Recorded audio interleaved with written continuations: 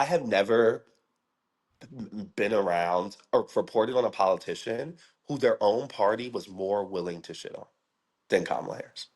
How do you feel after this election cycle and you having your foot on the neck of everybody? People have been cosplaying as journalists and media, and they're really just stands, you know?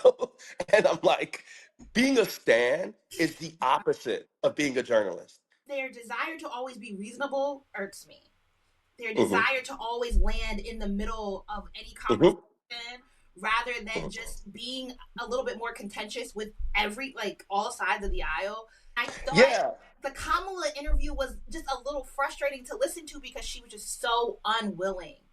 there was a manifestation of, I think, racism and sexism that people had not had not even tried to understand. White reporters get to be tough, like, and they don't hold it against them.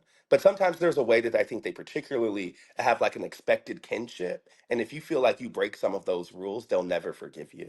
I often want to be an outlet for people to see political coverage in different ways.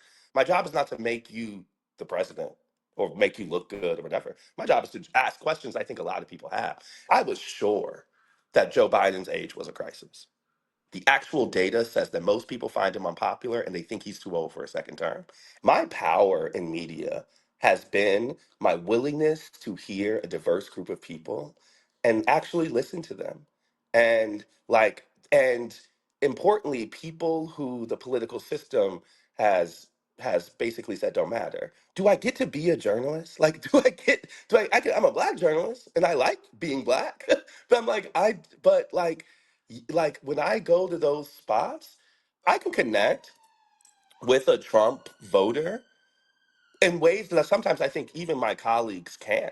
I also grew up in a pastor family, loves fairly like church isn't a language I can church is a language I can speak, like, and so I'm like there are other identities here. And nobody, people were kind of cold at first, and y'all really did a lot of work to get people to come talk to you. Like, I know I'm from the New York Times. I know you see a black man, Yes, but I am not going to lie on you. Like, I really do want to yes. hear what you have to say. One of the things I like about audio in particular, and part of the reason I pushed the Times to shift from the paper to audio, was because I thought people could connect more when they hear it in full. There is so much that is going into these interactions that people don't know. And I also think, particularly in this moment of media, like people want to decide for themselves. And I think there is a thing that we can do in audio that just presents. And you come to your own conclusion. It's not a question of platforming, it's a question of accountability. If you're not going to talk to Republicans, what is your election coverage going to be? You cannot tell me that, this is about black and brown people and, making sure democracy works for them when you are blocking out what they're saying. If you want to run an A/B test about who's right about America, like fine. But like it didn't have to be like this. The successful politicians have a framework. Donald Trump has a framework. We know what he thinks is, immigration a, a problem, right? I think the rejection of mainstream media hurt them in the end because their poll denial hurt them in the end. If this was the biggest election of our lives, if democracy really was or is on the line, they blew it. He wasn't just generic white guy. He was old and not with it and not in control. And I'm like, that shift ends up being what decides the election. RFK was actually an early important figure in terms of getting the message out about like anti-party, anti-establishment, and anti the options they are feeding you. I don't have the Twitter app downloaded. Like I have like that's my way I regulate my intake is I have to actually go to X stop. These people should be talking to journalists. These people should be talking to people who ask questions and hold them accountable. Even Like the it's the Pod real Save job. the People group. Why Pod Save America and not Pod Save the People? You should have more shame, but I know this is just a game of Sims for you.